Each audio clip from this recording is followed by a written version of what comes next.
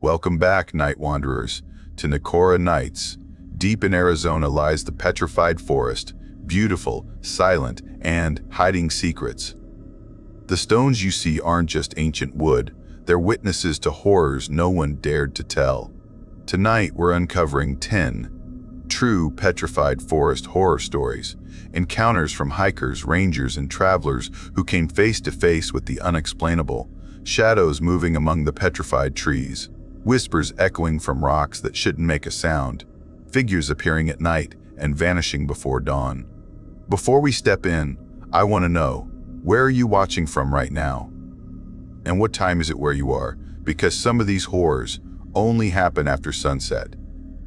If you're brave enough to follow me into the forest, like this video, subscribe and comment below, I survived the Petrified Forest. Now, keep your lights off, grab your headphones, and listen closely. This is 10 Untold Most Disturbing True Petrified Forest Horror Stories. Let's begin.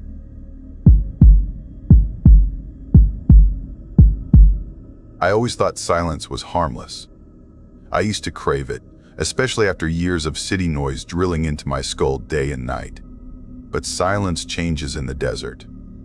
It doesn't rest, it listens. I'm Mara Lane, a freelance travel photographer. I spend months on the road chasing the forgotten corners of America, places with history, color, and ghost stories that locals whisper when the lights go low. I was born in Oregon, raised by a mother who believed the world spoke through its landscapes. Maybe that's why I learned to listen too closely.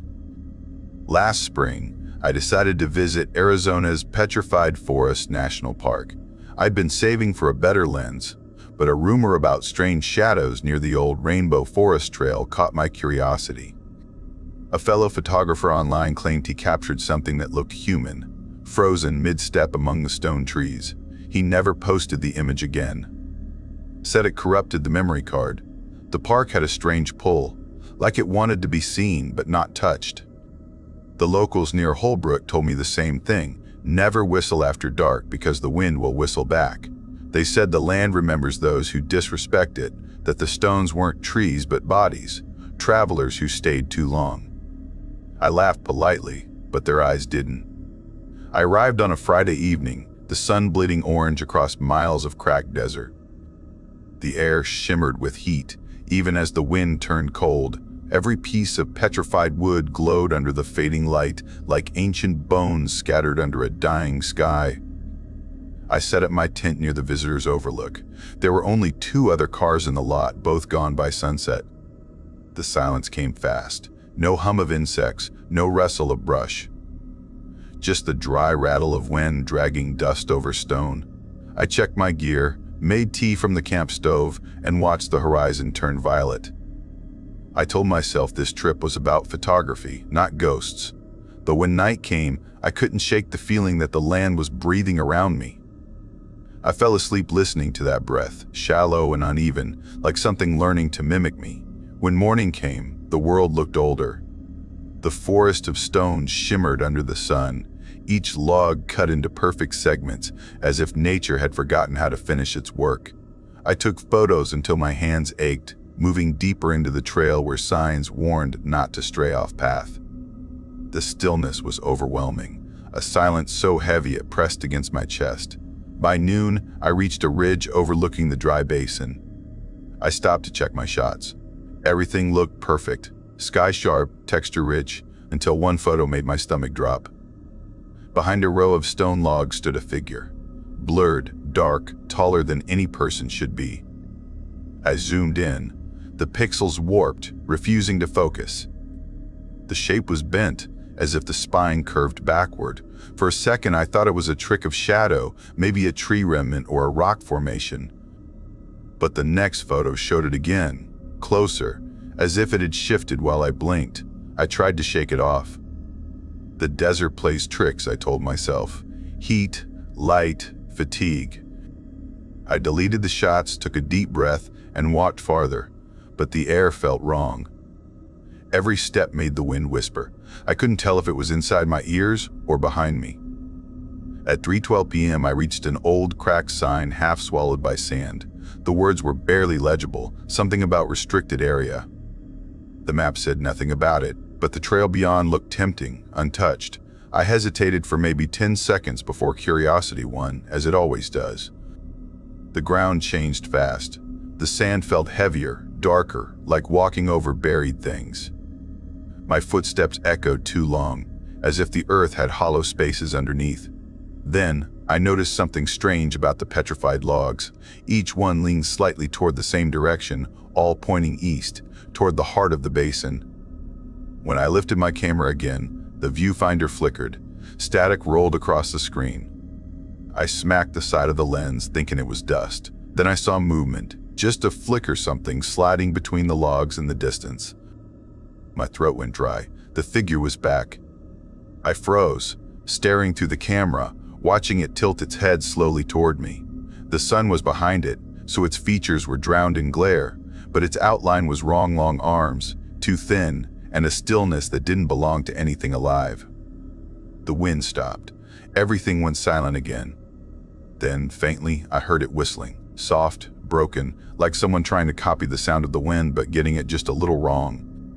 I turned off the camera, shoved it in my bag, and walked back toward camp without running. Running felt dangerous, like movement would invite something closer.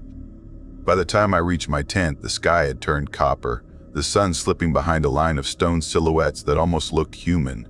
I didn't sleep that night. I sat by my lantern, watching shadows crawl along the tent walls even when the wind died. My phone battery drained fast, probably from the cold, but one notification caught my eye before it died. Photos uploading automatically to my cloud backup. Except I hadn't connected to Wi-Fi. By dawn, my hands were trembling from the cold and from something deeper I couldn't name. The horizon bled pale gold over the petrified logs, light touching them like it was afraid to wake them.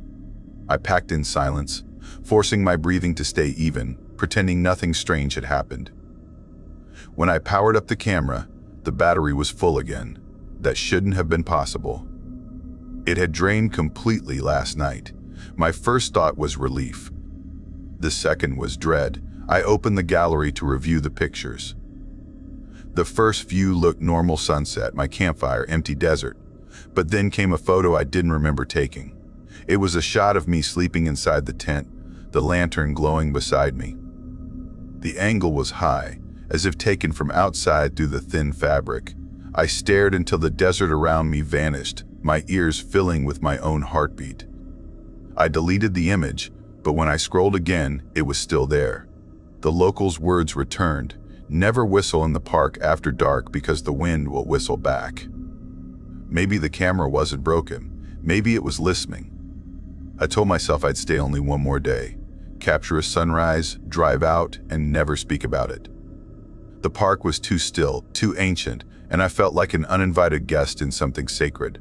Around 9:30 a.m., I started toward the east trail, the one the fallen logs pointed to. The ranger station had been closed for maintenance, so there was no one to warn me off. The path was rougher than before, scattered with black shards of fossil wood that crunched like glass. The air carried the faint smell of rain even though the sky was clear. Half a mile in, I found an old camera tripod rusting near a dry creek bed. It looked exactly like the one I owned. I crouched, brushed the dust from its legs, and froze when I saw a tag etched with initials. ML. My initials. My throat went tight. I had never been here before. I backed away slowly, trying not to look at the shadows between the rocks. The wind stirred once, soft but heavy, and for a moment it sounded like it whispered my name. By midday, the heat turned sharp. The desert hummed in waves. Every log I passed seemed to lean closer toward the basin's center, guiding me deeper into its silence. I found a cluster of stones forming a loose circle. In the middle stood a single tree trunk turned to stone, taller than the rest, polished smooth by time. I set up the tripod, my real one, and aimed the lens at it. Through the viewfinder, the world shimmered. The tree seemed to breathe. Shadows rippled across its surface like slow water. I pressed the shutter once. The camera clicked, froze, then flashed white. When the image loaded, there were figures, dozens of them, half buried in the ground, faces pale and open-eyed, each turned toward me. I stumbled back. The ground cracked under my boots, revealing fragments of bone-white stone beneath. My stomach flipped as the air thickened, colder than it should ever be under the sun. I didn't remember taking the next few photos. My fingers moved on their own. Click, click, click. Every frame captured movement. In one, the stone figures leaned forward. In another, they were closer. By the 10th shot, one stood right behind me. I spun around, camera raised like a weapon, but the space was empty, only the wind. Only the whisper that wasn't quite wind. I ran until I saw the main trail again. My breath burned, dust filling my throat. My phone buzzed in my pocket. No signal, yet a message had appeared from an unknown number. It read, "Do not touch the stones." I stopped. Every sound died again. The desert stretched infinite and empty, but I could feel something standing just beyond the edge of sight. When I reached the parking lot, the 2 cars I'd seen yesterday were still there, covered in dust like they hadn't moved for weeks. My own car door was open, though I was certain I'd locked it. Inside, the back seat smelled faintly of wet soil. A print streaked across the window, long, narrow, ending in sharp tips that weren't quite human fingers. I left. I drove faster than I should have, the endless road cutting through red cliffs that looked like old wounds. My camera sat beside me on the passenger seat, lens pointed at nothing. An hour later, just outside the park boundary, I heard it again. The faint, broken whistle, carried by the wind through the cracked window. I rolled it up, heart pounding, and forced myself not to look in the rearview mirror. By the time I reached Holbrook, it was 7:45 p.m. I booked a cheap motel room and carried the camera inside wrapped in a towel as if it could bite. I wanted to throw it away, but fear kept me close to it, the same way a wounded animal stays near what hurt it. That night, I connected the memory card to my laptop. Hundreds of new images appeared, far more than I had taken. The first few showed the desert as I remembered it. Then, slowly, the perspective shifted, as though the lens had turned toward me. There were photos of my car on the road, my motel sign glowing under the night sky, my door, my bed. The last picture stopped my breath. It was the motel room I was sitting in right now, same light, same curtain half closed, but I wasn't in it. Something else was. A tall, pale outline near the window, bent like a broken tree, head turned toward the camera. The next photo was blank. Then the whistling began again, not outside this time, inside the vent above the bed, matching the rhythm of my breath. The sound inside the vent stopped as suddenly as it had started. The silence that followed felt heavier than any noise, pressing against my chest until I had to remind myself to breathe. The clock on the nightstand showed 2:17 a.m., its second hand ticking too slowly, like it was stalling between beats.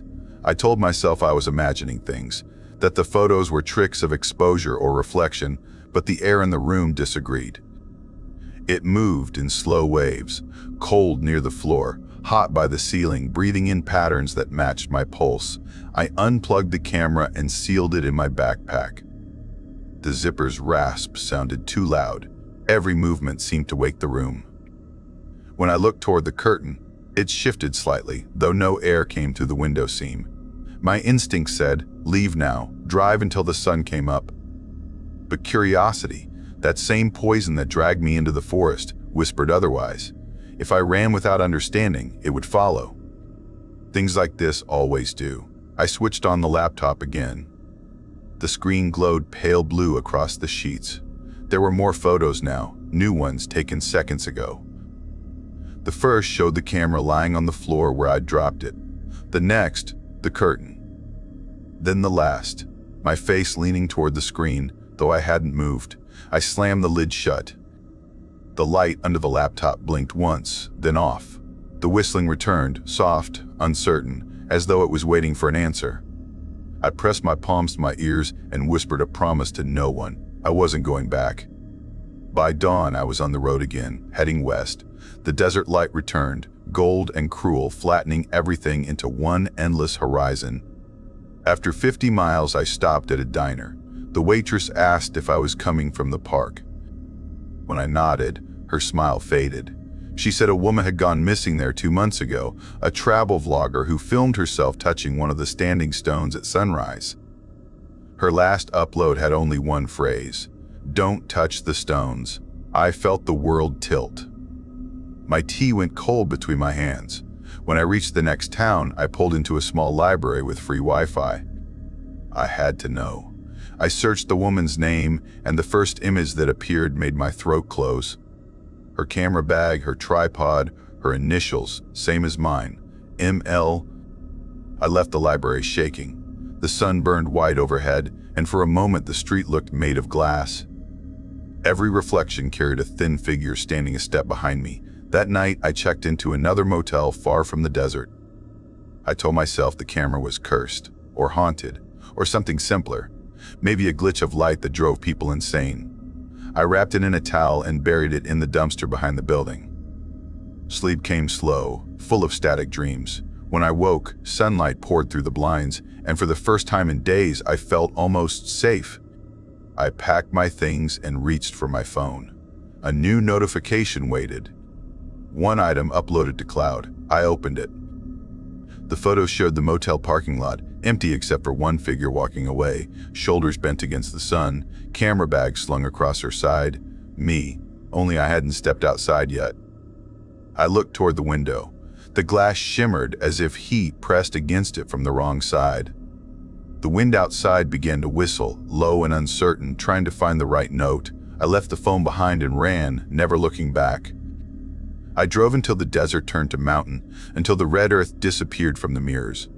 Weeks later, when I sorted my online portfolio, I found new folders I hadn't made. Inside were images of roads, hotels, and parking lots stretching across every state I had crossed since that night. In the background of each one, faint but visible, was the same pale outline, taller now, closer, always turned toward me.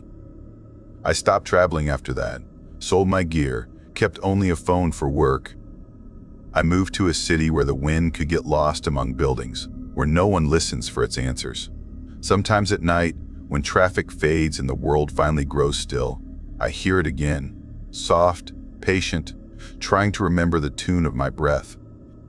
And I know the desert hasn't forgotten, because silence never really dies out there. It only waits to be heard again. I never planned to return to Arizona. Not after what happened that summer in the Petrified Forest. The desert has a silence that feels alive, like it remembers things. I used to love that silence. It made me feel small in a good way, like the world had stories far older than I could ever tell. Back then, I worked as a freelance travel photographer. My name's Mara Jensen, and my job was to find beauty in forgotten places, old towns, dry canyons, and trails. People stopped walking. That's what led me to the Petrified Forest National Park 3 years ago. My boyfriend Noah and I had been driving across Arizona for a week, chasing storm clouds for landscape shots. He was studying geology at the time, obsessed with fossils and minerals, and the Petrified Forest was on his list. He said the ground there was like time turned to stone. We reached the park near 3:15 p.m., the sun hanging low, throwing the desert into gold and rust colors. The air shimmered like glass, and the silence was almost perfect until I noticed something strange. A faint smell of rain drifted through the dry wind. I looked up at the sky, cloudless and pale blue, and I remember whispering that it shouldn't smell like rain out there. Noah laughed, said it was just my city nose confusing minerals for moisture. I laughed too, but my skin prickled. We started down a narrow path that curved between tall stone logs turned crystal. The trail markers were faded, the letters half erased by wind. We had the place almost to ourselves, except for a single old pickup parked beside a cluster of petrified trees. It looked sunburned, half buried in red dust. A man stood next to it. He wore what looked like a ranger's uniform, but something about it felt off. The color was wrong, more yellow than tan, and the patch on his chest was slashed through, like someone had dragged a knife across it. He lifted a hand, not to wave, but to stop us. "You two shouldn't keep going," he said, his voice flat and cold. "There's been unusual activity past the ridge." Noah asked, "What kind of activity?" The man didn't answer. He just said, again, that we needed to turn back. His eyes were glassy, sunken, and when he blinked, I saw a thin line of red dust trail down his cheek like sweat. He pointed toward the direction we'd come from, his hand trembling. I asked if the trail was closed. He didn't respond. Noah and I looked at each other confused, but he thanked the man and said we'd head back. I remember watching the ranger's boots. They weren't standard issue. They were too black, polished, and wrong for that terrain. We turned and walked away, my heart pounding faster with every step. I told myself the man was just strange, maybe overworked or dehydrated, but when we glanced back a minute later, the clearing was empty. The truck was gone. No engine sound, no dust, no tire marks. Just the wind. That was the first time I noticed the silence had changed. It wasn't peaceful anymore. It was thick, heavy, like the desert was holding its breath. Halfway back to the car, Noah stopped. "Do you hear that?" he asked. At first, I thought he meant the wind. But then I heard it too. Faint, distant, the patter of rain. The air was bone dry, the sky still perfect blue, but I could hear drops hitting something soft. When we turned around, small dark circles dotted the sand around our boots, and tiny wet handprints appeared on a nearby rock, trailing upward as if something invisible was climbing. I wanted to run, but Noah whispered that maybe it was condensation or water from underground vents. His voice shook when he said it. We hurried to the car. By the time we reached it, the sound of rain had stopped. The sand around us was untouched, dry as bone. Noah started the engine. The tires crunched over gravel, slow at first, then faster. He didn't say a word, and neither did I, not until we hit the highway again. That night, we stayed at a cheap motel in Holbrook, just outside the park. I remember staring at the bathroom mirror, noticing a faint layer of red dust on my neck and arms. I had showered twice, but it wouldn't come off. When I woke around 2:17 a.m., Noah was sitting upright in bed, staring at the window. "Someone's outside," he whispered. I froze. The curtain moved slightly as if someone had brushed against it. I reached for my phone, but before I could turn on the flashlight, the sound of an engine hummed faintly from the distance. It wasn't passing by, it stayed in one place, idling, waiting. Noah pulled the curtain back for a split second. His face went white. "It's that truck. We didn't sleep again that night." By morning it was gone, but red tire tracks circled the parking lot before disappearing into the desert beyond the road. We drove straight to the ranger station near the park's main entrance to report what happened. The ranger behind the desk frowned as I described the man's uniform. She made a call, then another. After a few minutes, an older ranger came out. Gray hair, lined face, calm voice. When Noah mentioned the scratched badge and missing plates, the man's expression hardened. He said there hadn't been any rangers assigned to that sector for over a week. The trails there were closed due to missing person reports. My stomach dropped. He asked if the man we saw had any kind of badge number or name tag. I said no, just that the patch was damaged. He nodded slowly, then said, "We weren't the first ones to mention an old truck roaming the back roads at dusk." A week earlier, a solo hiker had vanished near the same ridge. The only thing found was a torn piece of uniform cloth buried in red dust. Not an official ranger uniform, but close enough to confuse someone. When we left the station, Noah said he wanted to go home. I didn't argue. We drove all day, barely stopping for food. But when night came and the desert stretched endless around us, I couldn't shake the feeling that something was following. Around 8:52 p.m., I looked in the side mirror. Far behind, a shape moved, a faint pair of headlights flickering, then vanishing as the road curved. We reached Flagstaff past midnight and crashed in another motel. The next morning, Noah's shoes were covered in fine red dust again. He swore he left them inside the car. That was the last time I saw him. He said he wanted to go back to the Petrified Forest just to see. He promised he'd only stay a day. When I didn't hear from him after 3, I called the Rangers. They searched for 2 weeks. His car was found abandoned near the same trail we'd walked, the one past the ridge. Inside, on the passenger seat, was a yellow sticky note with a number written on it, the same one the ranger had given us. Noah's camera was recovered too. The photos were mostly landscapes, except for the last one. It showed the clearing where we'd seen the man, only this time, someone stood halfway behind a petrified tree. The figure wore a faded uniform, head tilted slightly to one side, and a beam of light shone across the ground. In that light, shadows moved, but none of them matched the figure.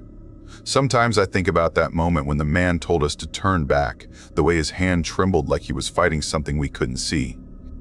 Maybe he wasn't trying to scare us off. Maybe he was trying to save us.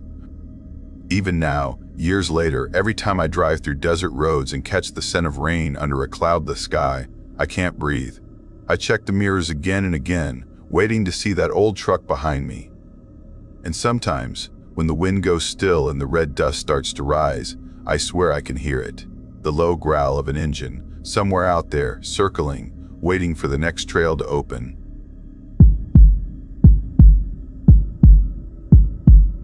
I was 19 at the time, studying environmental photography at a small community college in New Mexico. I'd always been fascinated by places that felt untouched, forgotten, places where nature seemed to hold its breath. The Petrified Forest National Park was one of those places. Everyone said it looked like another planet, scattered with ancient stone trees, fossils, and deserts that shimmered like glass under the sun. Our photography class was taking a 3-day field trip there in early spring. The idea was to capture landscapes at sunrise and dusk, learn how to photograph natural light, and maybe, if we were lucky, witness a storm rolling across a painted desert. It sounded perfect, quiet, scenic, educational. I had no idea it would change everything. Our group arrived on a Friday afternoon. The air smelled like dry clay and pine. The wind was cold enough to sting, but soft enough to make the whole place feel alive. The petrified logs stretched across the ground like bones of ancient giants. Each one glittered faintly, colored by minerals, reds, golds, purples, and greens. They were beautiful, but there was something eerie about them too. The longer you looked, the less they seemed like rocks, and the more they looked like something watching you back. We set up camp near a small lake at the park's edge. It wasn't deep, but the surface reflected the moon perfectly, like glass. Our instructor, Mr. Harris, told us not to wander far after dark, not because of wild animals, but because the park's layout could confuse you. Landmarks changed with the light, he said, and even experienced rangers got turned around at night. I shared a tent with my 2 closest friends, Caleb and Nora. We'd known each other since high school. Caleb was the kind who always wanted to push the limits, while Nora was the voice of reason who followed anyway. I was somewhere in between, the one holding the camera, always trying to capture something no one else could see. That first night, after the fire burned down and the teachers told us to sleep, we didn't. We lay awake listening to the wind whistle through the dry branches. The moon was full, hanging low and heavy. You could see the entire lake shimmer like a living mirror. Caleb rolled over, grinning. "We should go check out the restricted trail," he whispered. I knew exactly which one he meant. The old ranger path behind the cabin, closed to the public since a landslide years ago. The sign said, "Do not enter," but rules were just invitations for Caleb. Nora hesitated. "It's after midnight." "That's the best time," Caleb said. "Come on. We'll just walk a bit, take some shots, and come right back." Against my better judgment, I agreed. I wanted one of those rare night shots, the kind that would make my portfolio stand out. So we packed Caleb's cheap flashlight, my camera, and some granola bars, then unzipped the tent flap and slipped into the cold air. The night was darker than I expected. Arizona has no city glow. Once you step away from the campfire, it's like falling into ink. The only light came from the moon, faintly silvering the fossilized trees. We followed the narrow path behind the ranger's cabin. The wooden signs were worn down, words eaten away by wind and sand. After a few minutes, the campground sounds disappeared. All we could hear was our breathing and the soft crunch of gravel under our shoes. Caleb's flashlight flickered. "Cheap batteries," he muttered, tapping it. The beam stuttered across the ground, catching glimmers of quartz and stone. It almost looked like the forest was breathing light. After maybe 15 minutes, We reached a dry riverbed filled with strange, flat stones. The wind moved them ever so slightly, and they made this faint tapping sound, like something knocking from beneath the earth. Tap, tap, tap. Pause, then tap. Nora frowned. That's weirdly rhythmic. Probably the wind, Caleb said, but his voice didn't sound sure. I crouched to take a photo of the stones. Through the lens, they looked almost deliberate, like someone had arranged them in patterns. But when I lowered the camera, the shapes looked random again. We moved on. The trail narrowed between two ridges and opened into a clearing filled with petrified logs. They were huge, some the size of cars, cracked open to reveal glittering cores. I moved closer to one that had split down the middle. The mineral layer shimmered like frozen fire. Then I saw it. Inside one of the cracks, deep in the quartz, something glossy reflected my light. Not like a crystal, it looked like an eye. Round, glassy, and disturbingly organic, as if it was staring back through the stone. I stumbled backward. Caleb laughed nervously. It's just a reflection. Don't freak yourself out. But when he leaned in, his grin faded. That's not right. We didn't speak for a while after that. The air around us had changed. The cold felt heavier, pressing on our chests. Even the wind had gone still. Then we saw the structure. At first, I thought it was a shed, half buried in the dirt. The roof sagged, and the wood looked ancient. A weathered sign hung crookedly across the door. I brushed away dust to read it. Do not enter after dark. Caleb smirked. Well, now we have to. Before I could stop him, he pushed the door open. It creaked like something alive. Inside, the air smelled damp and old, not like desert air, more like something that had been sealed for too long. There was a table against the wall, covered in papers and dust. In the center lay a large book with a cracked leather cover. Across the front, the faded words read, Visitor Log. Caleb flipped it open. The first few pages looked normal, dates, signatures, ranger notes. But about halfway through, the handwriting changed. The names started blending together, letters looping into symbols, black ink smeared across the paper. The more we turned, the worse it got, until the last page was completely filled with illegible black scribbles, dripping down the paper like someone had pressed the pen too hard. Nora whispered, "That's not ink." I didn't want to ask what she meant. Then we heard it again. Tap, tap, tap. This time closer, right outside the shed. Caleb shined the flashlight toward the doorway. The light caught something just beyond the entrance, a figure standing motionless between the trees. It looked like a man at first, tall, shoulders squared, holding something long at his side that caught the light. My stomach dropped. It looked like a knife. We froze. The man didn't move, didn't speak. His face was pale, washed out and wrong, too still, like a mask that had forgotten how to be human. He tilted his head slowly, as if trying to see us better. I felt Nora's hand clutch my sleeve. She whispered, "Let's go." We stepped back, moving as quietly as we could. When we turned to leave, something else shifted in the corner of my eye, movement in the trees. Another shape, smaller, crouched low. It rose slowly until it stood upright. Another one. Two of them now, side by side, both perfectly still. Then, at the same time, both took one step backward and vanished into the dark. That was all we needed. We ran. Branches tore at our faces. The flashlight bounced wildly, the beam cutting through fog and dust. The tapping followed us, not behind us now, but underneath, like it was coming from the ground itself. When we finally stumbled back into the clearing near the lake, the sound stopped. The campfire glowed faintly in the distance. Everything looked normal again. We collapsed inside the tent, gasping, covered in dirt and sweat. No one spoke. The silence was thick, alive. I could hear my own heartbeat, and underneath it, maybe, something faint, a slow tapping fading away into the earth. That night, I didn't sleep. Every time I closed my eyes, I saw those faces, pale, still, eyeless, like carved stone trying to mimic life. Once, around 2:17 a.m., I heard footsteps outside the tent, slow and deliberate, circling. I wanted to look. I couldn't. When morning came, the sunlight felt unreal, too bright. The park looked smaller, safer, like none of it had ever happened. The teachers scolded us for sneaking out, but we barely heard them. Later that day, we tried to find the shed again. We followed the same trail, the same ridge, but it wasn't there. Just endless fossil fields and cracked earth. Caleb said maybe we turned the wrong way. But I remembered the route perfectly. I could still see it in my mind. The exact bend in the trail, the exact stone formations. Nora didn't talk much that day. She just kept glancing over her shoulder. At one point, I caught her staring at one of the petrified logs, the same kind we'd seen last night. I asked what was wrong, but she didn't answer. She just said, "I think they're still here."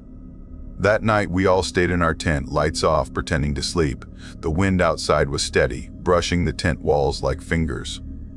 Then, faintly, I heard it again. Tap, tap. I opened my eyes. The sound was closer this time, right outside. I held my breath. Then a voice whispered, soft as sand scraping stone, "Are you still awake?" It sounded like Caleb. But Caleb was right beside me, breathing quietly in his sleeping bag. I didn't move. I didn't answer. The voice came again, but this time from the other side of the tent, lower, raspier, like someone imitating a human voice. "Are you still awake?" Then silence. The next morning, there were footprints around our tent. Not human footprints. They were too long, too narrow, pressed deep into the dirt as if made by something heavier than it should have been. We didn't say a word as we packed. The teachers thought we were just tired. None of us corrected them. On the way out, I looked back at the forest one last time. The sunlight hit one of the petrified logs just right, and for a split second I saw something glint inside. A perfect circle, glossy and wet, like an eye watching from within the stone. A few weeks later after the trip, I got an email from the park office asking for student photo submissions. I uploaded mine, but when I checked the images, the ones from that night were all black. Every single one, except for one. It was a photo of the visitor book inside the shed, the inked page. And at the bottom of the last page, beneath the smeared writing, was a new name. My name. After that trip, I stopped photographing nature. I told myself it was because I lost my nerve, but truthfully, I think the forest took something from me, something small, invisible, but real. Sometimes, late at night, I still hear it, faint, rhythmic tapping from somewhere deep beneath my floor, like it's still trying to talk. And I know one day, if I ever answer, the tapping will stop, but something else will start. I always thought the desert couldn't scare me, but that was before the night I learned what kind of things still move beneath the petrified wood.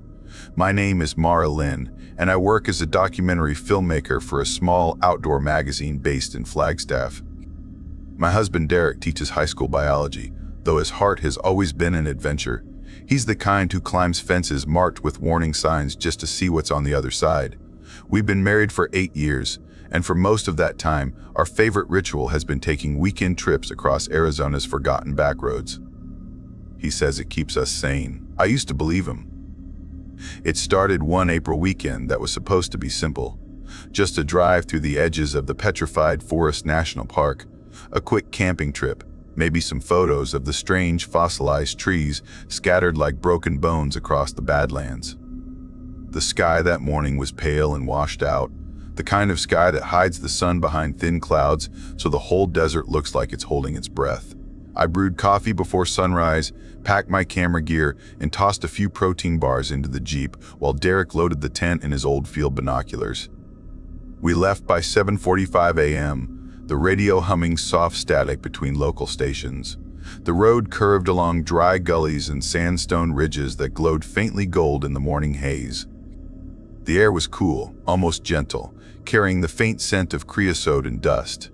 Derek kept talking about a forgotten service road he'd seen on an old map, something that cut deep into a restricted section of the park, near an area labeled Ranger Maintenance Zone D.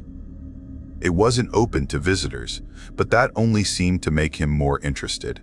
Around noon, we turned off the main highway, our tires crunching over gravel as the open desert swallowed the sound of civilization. There were no cars, no houses, not even the wind turbines that usually dot this part of Arizona. Just a vast stretch of land where petrified logs jutted out of the ground like the ribs of a buried creature. I felt calm then. I always do before the wrong kind of silence. We followed the dirt path for miles, the GPS signal flickering out a few minutes in. Derek grinned like a kid who just found a secret treasure map.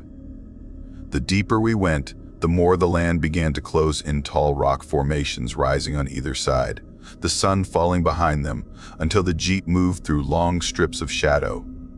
The air grew heavy, almost electric, and when the wind shifted, it carried a strange metallic scent, sharp and faintly sweet. That's when we saw the sign. It stood on two leaning posts, half-eaten by rust, the paint cracked but still readable under the bullet holes that dotted its surface. Road closed. Authorized personnel only. Violators will be prosecuted. The letters were black and sun-faded, but someone had re-stenciled the word "Closed" in newer paint. Derek slowed down, tapping the steering wheel with that restless rhythm he always had when he was about to make a bad decision. His mouth curved into that same grin I'd fawned for years ago, the one that made him look like trouble pretending to be curiosity. "We should go back," I told him. He didn't answer. He just said softly, still smiling, "How can something forbidden look so inviting?" And before I could protest again, he steered the Jeep forward, past the sign, as if it were only a suggestion. The road narrowed quickly, twisting through a canyon of petrified trunks and sandstone towers. The air cooled, and the light took on that strange dusty glow you see before a storm. I tried to shake off the feeling that the silence wasn't natural, that maybe it wasn't silence at all, but a sound too deep for human ears. There were no birds. Not even the buzz of insects. Only the sound of the tires on gravel and the faint hum of the engine. After 20 minutes of winding deeper into nowhere, the road curved sharply, and there it was, a small structure tucked against the base of a cliff. It looked like a ranger cabin, the kind they build for seasonal workers, wood walls gone gray from sun, a green tin roof, and a narrow porch with one chair tipped against the wall.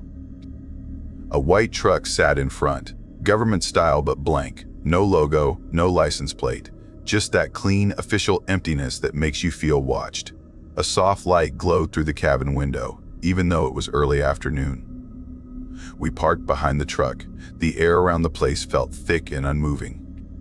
I turned off the radio without realizing I'd done it. The moment the engine died, everything stopped. Not quiet like peace, quiet like pressure, like the desert itself was holding its breath. Derek said maybe we should ask for a map, or directions, or at least make sure we weren't trespassing too far. His voice sounded too loud in the stillness. I followed him out, the soles of my boots crunching softly on the sand. The sun had vanished behind a thin veil of cloud, dimming the light to something unnatural. My skin prickled as we climbed the porch steps. Derek knocked once, twice, then a third time, calling out in his teacher's calm, polite tone. No answer. But there was sound, a faint hum, mechanical, steady, like a generator running beneath the floorboards. And under that, something else, a slow, rhythmic creaking, like an old rocking chair moving with no one in it. I wanted to leave right then. Every instinct in my body told me to, but Derek leaned toward the window beside the door, where a thin gap in the curtain spilled golden light across the porch. He looked back at me, that unspoken question in his eyes. Should I look? Before I could say no, he stepped forward. I watched him bend slightly, press his hands to the glass to block the glare, and lean closer. I could see his reflection on the window. Then I saw his shoulders go rigid, his body tighten, and suddenly he stumbled back like something had hit him from inside. He turned toward me, his face pale as bone, eyes wide and unfocused. He grabbed my arm, his fingers digging hard enough to bruise, and whispered in a strangled voice, "We have to go." I barely had time to ask what happened. He was already dragging me toward the Jeep, fumbling with the keys, dropping them once before the engine roared to life. The tires kicked up dust as he slammed it into reverse. The Jeep fishtailed down the narrow trail, the branches scraping the sides, the smell of iron in the air growing stronger as we sped through the canyon. We didn't speak for miles. The desert blurred around us, endless and colorless. Derek's hands gripped the wheel so tightly his knuckles went white. His breathing came fast and shallow, but his eyes never left the road. When we finally reached the main highway again, he stopped suddenly, pulling off to the shoulder and killing the engine. The silence that followed felt louder than the wind. I touched his arm carefully. He flinched like he'd been burned. "Derek," I said softly, "what did you see?" He didn't look at me for a long time. When he did, his expression made my stomach twist. It wasn't just fear. It was disgust, grief, something raw that I didn't recognize. His lips trembled when he finally spoke, each word breaking out like it cost him something. "There were restraints," he said, 4 of them bolted into the floor around a drain. Metal cuffs, medical straps, blood everywhere. Not old, not dry, still wet. He swallowed hard. The walls had stains that were too high to make sense, like someone had thrown it. And there was a camera on a tripod, still recording. He stopped there, breathing hard. Then, quieter, almost to himself, he said, "There were bags too. Black trash bags, 6, maybe 7, stacked in the corner.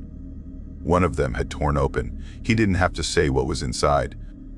I could smell it already in my imagination. Metal, rot, bleach, and something sweeter that didn't belong in the desert air. I didn't know what to say.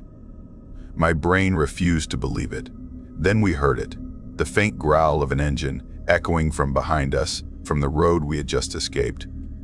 Derek went still, his eyes locking with mine for 1 breath, 2. Then he started the Jeep again, this time slow, controlled, pretending to be calm. We pulled back onto the main road, heading west toward Holbrook. About a mile down, we passed a dark blue van coming from the other direction. The driver looked ordinary, middle-aged, baseball cap, sunglasses. The kind of face you forget instantly, but something about him made my chest tighten. His hands were perfectly still on the wheel, and as we passed, he turned his head just slightly toward us. Derek didn't look, but I did, and in the side mirror, I saw the van's brake lights flash red. We drove for hours, no music, no talking, not even when the sun began to set and the desert turned to glass under the fading light. We didn't stop until we reached our home near Winslow, stumbling inside like ghosts. Derek went straight to his laptop, typing in missing person reports from the area. I sat beside him, my hands trembling, listening to the quiet hum of the computer fan and the beating of my own heart. He found 3 cases. Hikers who had vanished without a trace in the northern section of the Petrified Forest over the past few months. Their cars still at the trailheads. No clues, no evidence, just gone. Then he found the one that broke him. A family of 4. Their RV discovered abandoned along a service road not far from where we had been. Their dog still alive, locked inside. All their belongings untouched, phones, wallets, food, but no sign of them. The photo in the article showed smiling faces, 2 kids holding mugs of cocoa beside their parents, a Christmas tree twinkling behind them. Ordinary, happy, completely unaware. Derek just stared at the screen until his face went blank. Then he stood, walked to the bathroom, and I heard him retching. That was 4 months ago. He hasn't talked about it since. He barely sleeps. Sometimes I catch him standing by the window late at night, staring toward the dark horizon as if expecting headlights to appear. Once, around 2:17 a.m., I found him sitting on the couch with the TV off, whispering that the desert isn't empty, that some places aren't meant to be crossed again. He quit his job a week later. I asked why, but he only said he couldn't teach kids about biology anymore, not after realizing how fragile a body really is. And then, one night, he told me something else, something I wish he hadn't. He said he went back to that area alone just once. He didn't go far, just enough to see if the shack was still there. But where it had been, there was nothing, no structure, no truck, no tire marks, not even a patch of disturbed sand. Only a single piece of petrified wood standing upright where the porch should have been, and carved into its surface, faint and shallow, were numbers: 4, 17, 22, the day we went there. Now I hear strange things sometimes, when I work late at night, clicking sounds from the hallway, the soft hum of machinery that stops when I stand up.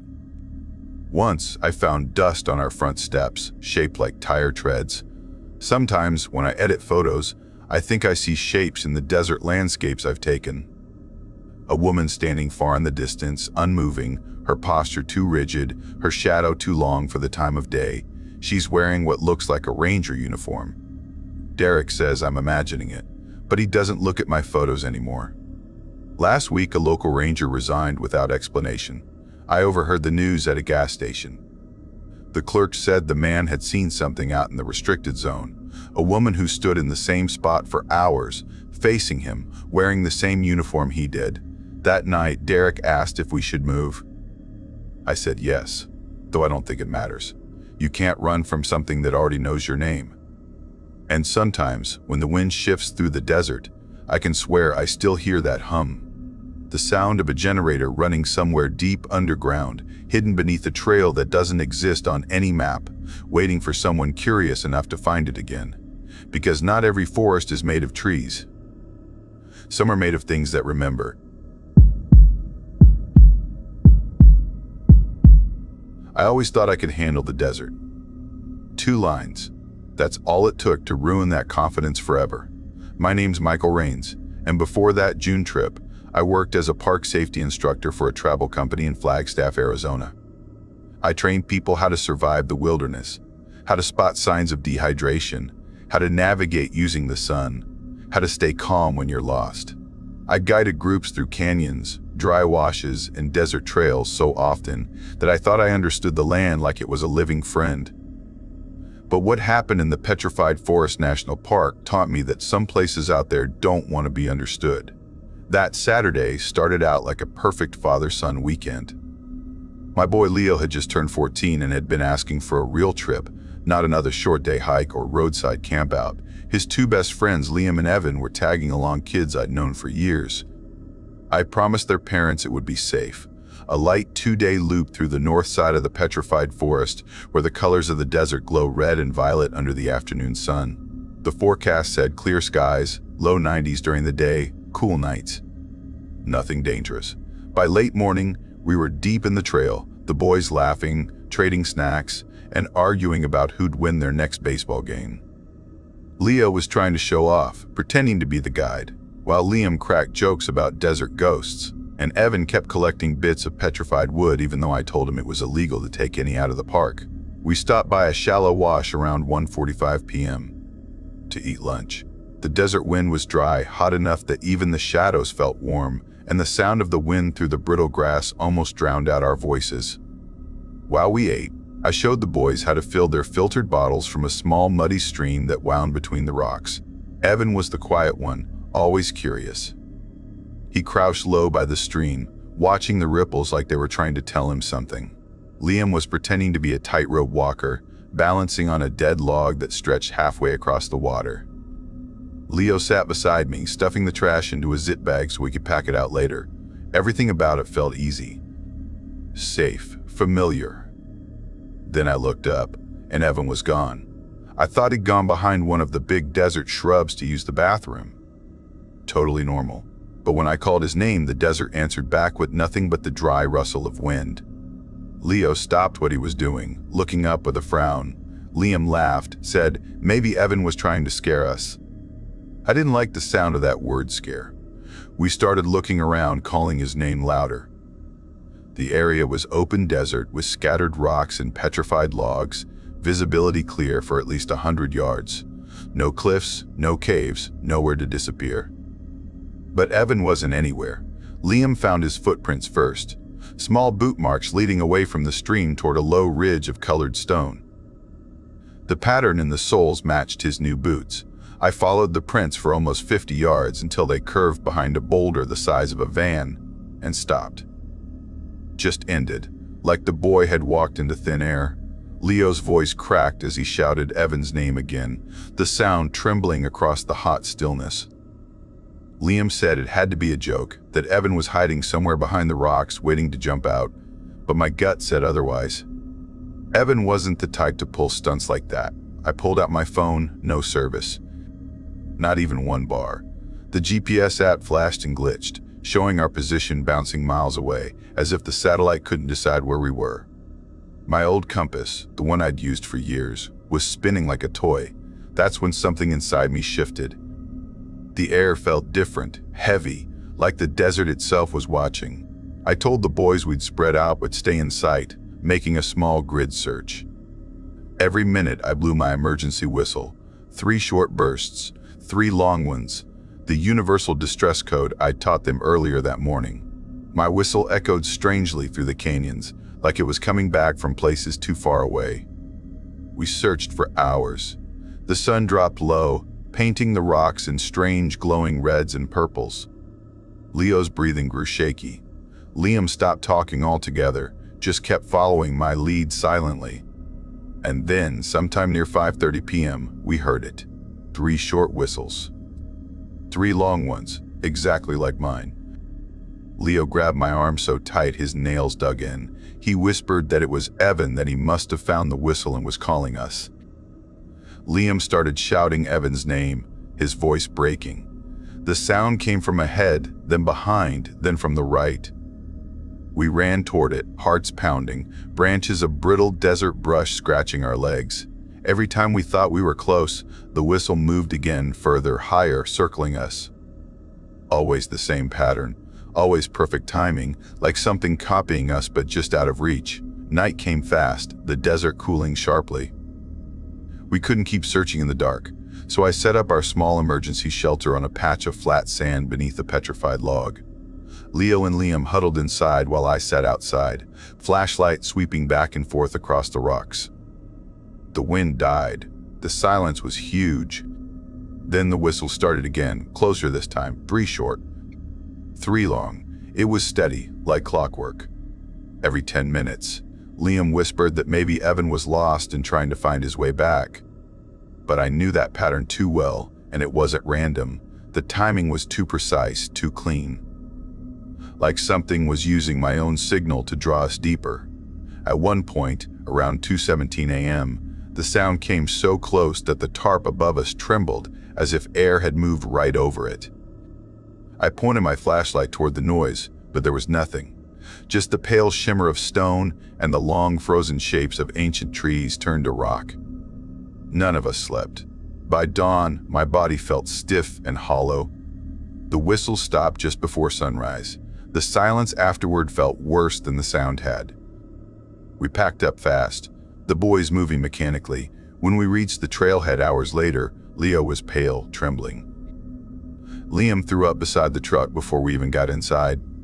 I drove straight to the ranger station in Holbrook, my hands locked on the steering wheel, eyes darting to every patch of desert that looked like it could move. The rangers were quick, organized. They called in search and rescue teams, even a helicopter. They took our statements separately.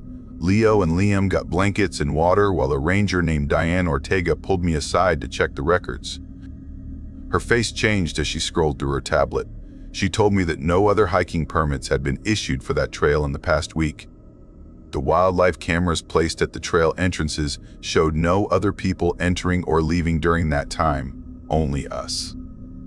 They found Evan 5 hours later, sitting calmly on a flat stone not far from where we'd eaten lunch. His bottle was full, his clothes clean, not even dusty. He said he didn't remember anything, only kneeling to fill his bottle, then blinking, and suddenly the rangers were there. When the doctors checked him, he was fine.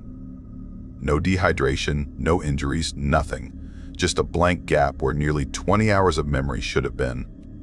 When they asked him about the whistle signals, he looked confused and said he never learned them because he'd been tying his boots that morning when I demonstrated. That detail hit me like ice water. The official report said temporary disorientation. Maybe heat exhaustion, maybe confusion. They wrote it off like it was nothing. But I knew what we heard. I stopped guiding desert hikes after that, sold my camping gear, told people I was busy with work. But the truth is, every time I drive near the Petrified Forest and see the colors of the painted desert stretching out under the sun, I feel my chest tighten. Because sometimes, when I park by the overlook, my truck radio starts acting strange. Soft static at first, Then slow, steady breathing noises, like someone sitting in the back seat just behind me. I tell myself it's just interference. I always turn the radio off fast. 3 months later, I ran into Evan's mother at a grocery store in Winslow. She looked tired, pale. When she saw me, she came closer and whispered that something had been happening since that trip. She said Evan started whistling in his sleep a few weeks after coming home, the same pattern we'd heard that night. 3 short, 3 long, perfectly timed, every 10 minutes. When she tried to wake him, his eyes would open but stare past her, unfocused, still whistling. The doctors found nothing wrong. She said it stopped the week they moved to New Mexico, like crossing the state line had broken whatever connection was left. I wanted to feel happy for them. But all I could think about was Leo. He'd quit camping, quit the outdoors club at school, started sleeping with his lamp on. And lately, every night around 10:58 p.m., I've been hearing faint whistling through his bedroom door. 3 short, 3 long. And I tell myself it's just the wind outside, just air moving through the trees. But sometimes, when I stand in the hallway, I swear I can hear another sound between the notes. A soft voice calling from far away, like someone lost out in the desert, asking for help. When I finally step closer to Leo's room and place my hand on the doorknob, the whistling stops. The silence that follows is so deep I can hear my own pulse. And then, sometimes, right behind me, someone else breathes in. I'm Nora Bell, and I used to believe I understood silence. I worked as an interpretive ranger for the National Park Service, teaching tourists about fossils and geology, helping them see stories written in stone. But nothing in my training prepared me for the way silence behaves in the Petrified Forest of Arizona, how it seems to breathe, to listen, to remember. That February morning, I left my apartment in Holbrook before dawn. The desert sky was still bruised with leftover stars, and the wind had that sharp electric chill that promised weather on the way. The forecast said clear skies until nightfall. It lied. I'd taken dozens of solo hikes through that park, some for work, some because I couldn't stay away.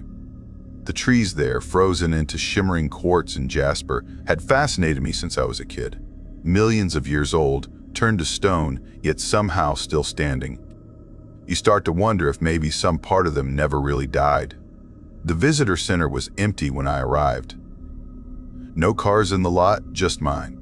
I logged my route with the ranger station, wrote my destination, Black Mesa Loop on the whiteboard, signed my name and underlined it twice. Just a routine hike, I told myself. But even then, part of me felt watched. My brother, Mark, had texted the night before. He hated that I went alone. Said I should act my age, stop trying to prove something. He didn't understand that the park wasn't about proving anything. It was about feeling small in a way that makes you grateful to be alive. If I'd known what that day would become, I would have listened to him. By 7:15 a.m., I was on the trail. The world smelled of dust and frost. My boots crunched over brittle soil, every sound carrying too far in the emptiness. The morning sun turned the petrified logs around me into glowing veins of red and amber. They looked alive, like muscle frozen mid-movement. A vulture circled overhead, silent except for the whisper of its wings.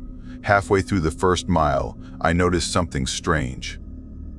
A map had been drawn into the sand beside the trail, just a series of lines and dots that curved toward the canyon's edge. I crouched, tracing it with my glove. No footprints around it, no sign of who made it. The wind should have erased it long ago, yet it looked fresh. I told myself it was a tourist thing, kids playing explorer. But the lines didn't match any known trail. They led deeper into the restricted zone, a part of the park where visitors weren't supposed to go. Something in me stirred, a curiosity that felt heavier than it should have. I took a photo with my phone and kept walking. By 9:30 a.m., clouds had begun to creep from the horizon, faint at first, then darker, thicker. The desert light dimmed, flattening the colors into shades of bone and rust. The wind came from the east now, carrying the smell of rain even though the ground was still dry. A half hour later, my GPS started lagging. The coordinates froze, flickered, then disappeared completely. I took out my backup compass, tapped it. The needle spun slowly before settling toward nowhere. That was when I heard the first sound. A rhythmic tapping, faint but distinct, like rocks clinking together somewhere ahead. Tap, tap, tap, tap, pause. Then again faster, like it was answering its own echo. I stood still, listening. The sound came from beyond the next ridge, where the petrified logs stood stacked like tombstones. I almost called out, but the air felt too thick, like speaking would make something notice me. I moved on, slower now. By the time I reached the base of the ridge, the tapping had stopped.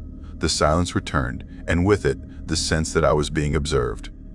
My radio crackled once in my pack, a burst of static that made me jump. I pulled it out, dead signal. No wind, no birds, nothing but that suffocating quiet. I kept climbing. At the top, the world opened into a barren plateau. The storm clouds were closer than they should have been, sliding across the sky faster than natural. Beneath them, the petrified forest stretched endlessly, an ocean of fossilized trunks glowing faintly under the gray light. Something flickered at the edge of my vision, a shadow, tall and thin, slipping between the rocks. I turned. Nothing. The wind started again, stronger now. It carried whispers through the stone trunks, low and broken, like words spoken underwater. I descended the far side of the ridge, trying to convince myself it was just the storm. Desert acoustics can play tricks, I knew that. Still, I couldn't shake the feeling that the forest was talking. At 10:47 a.m., the first raindrops fell. Cold, stinging. I tightened my hood, checked my GPS again, still dead. My phone showed 20% battery, and even that began to drop faster than it should have. I sent Mark a message, almost to the mesa, weather coming early, but it just spun on sending. I didn't see the first carving until I stopped to eat. A piece of petrified wood, sliced clean by time, had a word etched into it. My name. Nora. Freshly cut, edges sharp. I ran my glove across it. No dust, no wear. Like it had just been carved. The forest around me seemed to tighten. The logical part of my brain said it had to be coincidence, someone else's prank, or my imagination. But my gut said otherwise. I started back toward the marked trail, deciding I'd had enough. The storm was building fast now, thunder rumbling over the desert like distant drums. But when I reached the ridge again, the trail was gone. The wind had erased it completely. I could still see the petrified logs, the same cliffs, but every direction looked identical. My footprints were already fading beneath thin sheets of sand. I turned in a slow circle, trying to find a landmark. Nothing, just endless stone and storm. The rain became sleet, then snow. In Arizona, of all places. The flakes hissed as they hit the hot ground, steam rising around me in pale ghosts. I kept moving, telling myself I was headed west, toward the road. But the shadows between the logs began to move, shapes flitting just out of sight, keeping pace with me. Every time I stopped, they stopped too.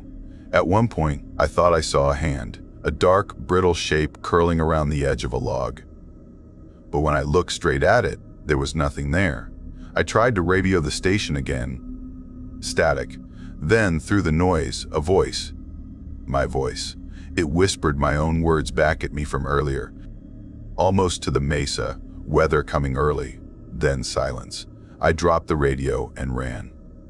The storm became a living thing, pushing me, spinning me.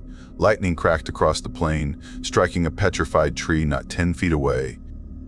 The impact filled the air with the scent of burned quartz. The flash burned through my vision, and in that instant, I saw them. Dozens of figures standing among the trees. Not human, not entirely. Their skin looked like stone, veins of color running through them like the petrified wood. Some stood still, others moved in jerky motions, as if waking from a long sleep. Their faces were wrong, blurred, unfinished, like someone had forgotten to carve expressions onto them.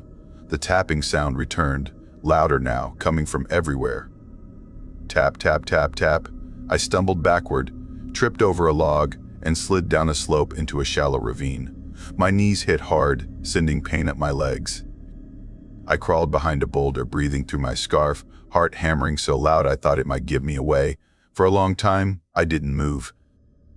The wind screamed above me, carrying fragments of whispers that weren't in any language I knew. When I finally looked out, the figures were gone. By 1:18 p.m., the snow was falling thick, muting everything into a gray blur.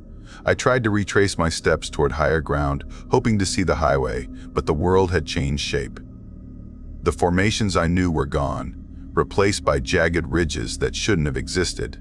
The forest seemed rearranged, like it was alive, shifting around me. My fingers burned with cold despite my gloves. I found a small alcove between two massive petrified trunks and crawled inside. My hands shook as I pulled out my emergency bivy sack. Getting inside felt like crawling into a grave. The wind howled outside, and somewhere within it, I heard a heartbeat. Not mine. Locals say if you touch the trees after midnight, you hear your own heartbeat stomp. But what happens when you're trapped with them while the sun is still up?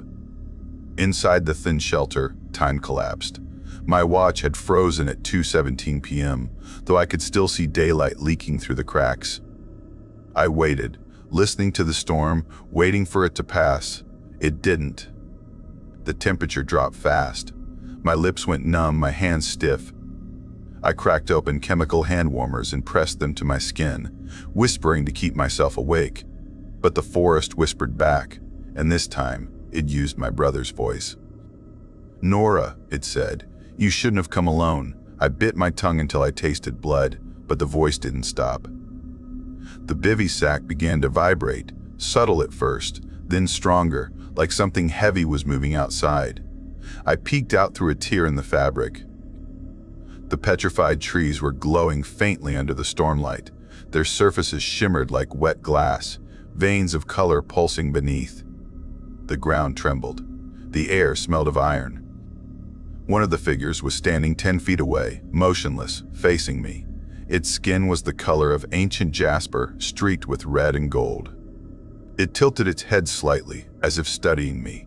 Then, in a slow, grinding motion, it lifted its hand and pressed it against its own chest. The tapping started again, but this time, it matched the rhythm of my heartbeat. I screamed and tore free of the bivy sack, stumbling into the storm. I didn't look back. I followed the slope downward, using my ice axe as a probe, testing each step. The snow was waist-deep in places, and I couldn't feel my toes anymore. The wind screamed words now, full sentences and voices I almost recognized. My father, my brother, old coworkers, all telling me to stop running. I didn't. At some point, I fell. The world went black. When I opened my eyes, the storm was gone. The forest was still. My watch read 6:42 p.m. I was lying beside a dried riverbed. My pack was gone. My gloves torn. But ahead, through the thinning light, I saw headlights. I stumbled toward them. It was a ranger truck. 2 officers inside, faces pale with shock as they saw me. They pulled me in, wrapped me in blankets, kept saying I was lucky. I tried to speak, to tell them what I'd seen, but the words wouldn't form. My lips were cracked, my skin bleeding from frostbite. At the hospital, they said I'd been missing for 36 hours. I'd left my truck on Wednesday morning. It was now Friday night. They said they found me miles from where I was supposed to be, deep inside the restricted fossil zone. No footprints led to where I'd been found. None. A week later, when I returned to retrieve my gear, one of the search officers showed me something they'd discovered near the ravine, a petrified log with a single name carved into it. Not Nora, just Belle. The letters were still warm to the touch. Now, when tourists ask me about the park, I tell them what we're trained to say, that it's one of the most beautiful and ancient places on Earth. But I never take them past the ridge. I never stay after dark, and I never touch the trees. Because sometimes, when the wind dies and the desert goes silent, I can still hear that tapping. Soft, patient, waiting. And in the quiet, it sounds a lot like my own heart stopping.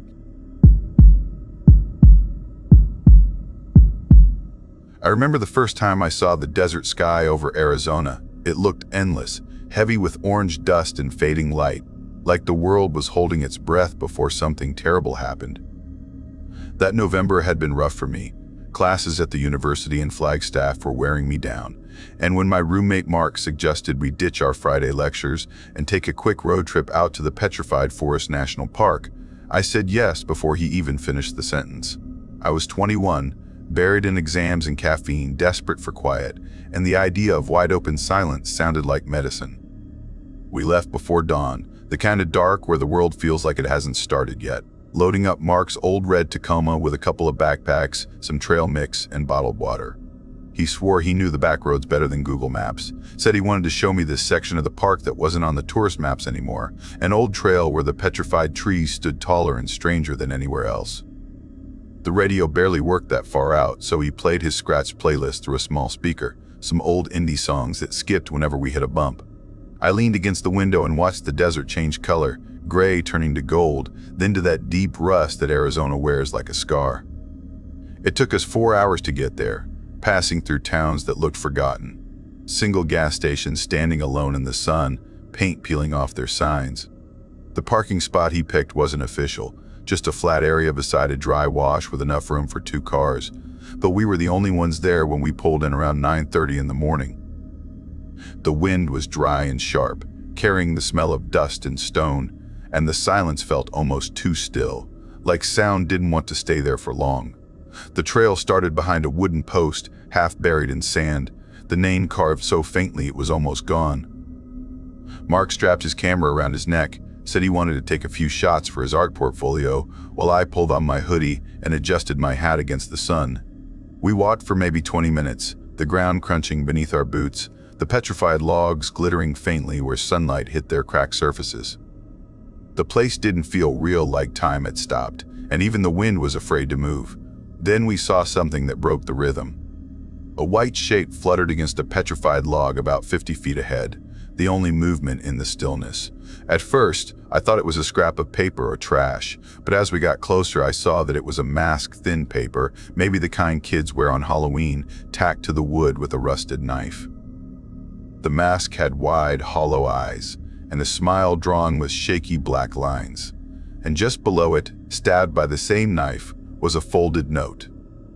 Mark laughed, that uneasy kind of laugh people do when they're not sure if something's funny or wrong, and pulled the paper loose. I told him maybe we shouldn't touch it, but he was already reading aloud. "Welcome to the game. Take the mask and find the next one. 50 paces north toward the fallen stone where the path bends. Your time starts now." He grinned at me, said maybe it was some desert scavenger hunt, probably a joke for tourists or bored rangers. I didn't like it.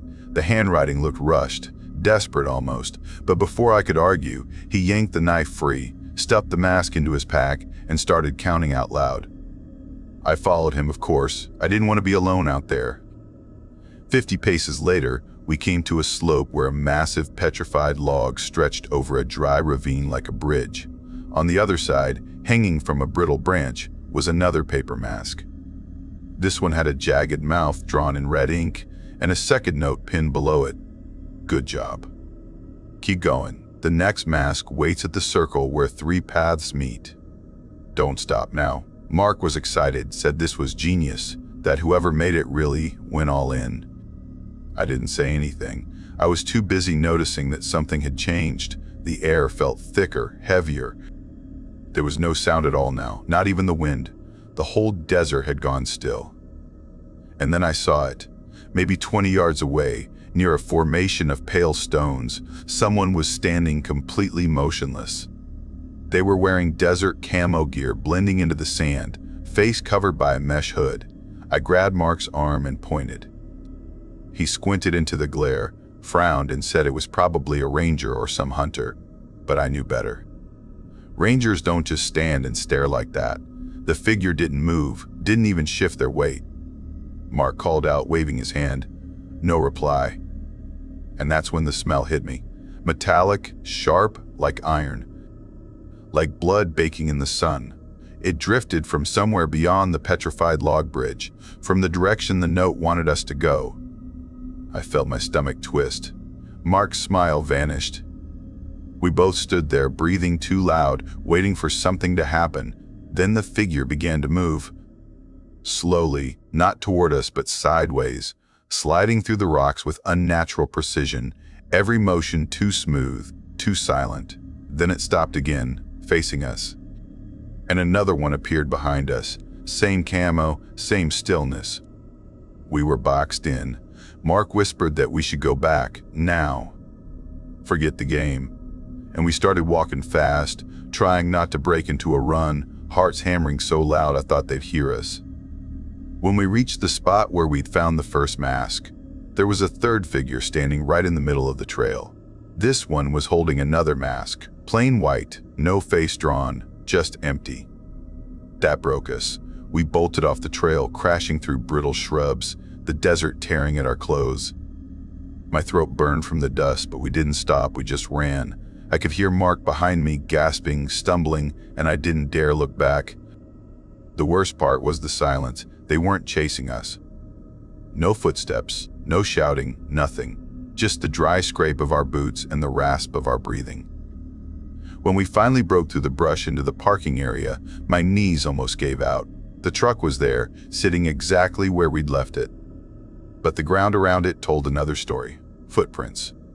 Dozens of them, circling the truck over and over, pressing deep into the dust. Some big, some smaller, all the same boot pattern. The tracks looped the vehicle again and again, like someone had been walking in slow circles while we were gone. Mark's hand shook so bad he dropped the keys twice before getting the door open. I noticed something under the windshield wiper, a new mask. This one blank except for 2 black holes where eyes should be, and across the forehead in red marker were the words, "You didn't finish the game." Mark ripped it away, tossed it, and slammed into the driver's seat. He turned the key. The truck made that awful click, like a dead battery. My heart stopped. Then it roared to life.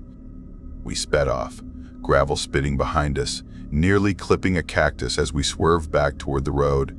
And as we hit the bend, I looked back. 3 figures stood at the edge of the clearing, perfectly still, watching.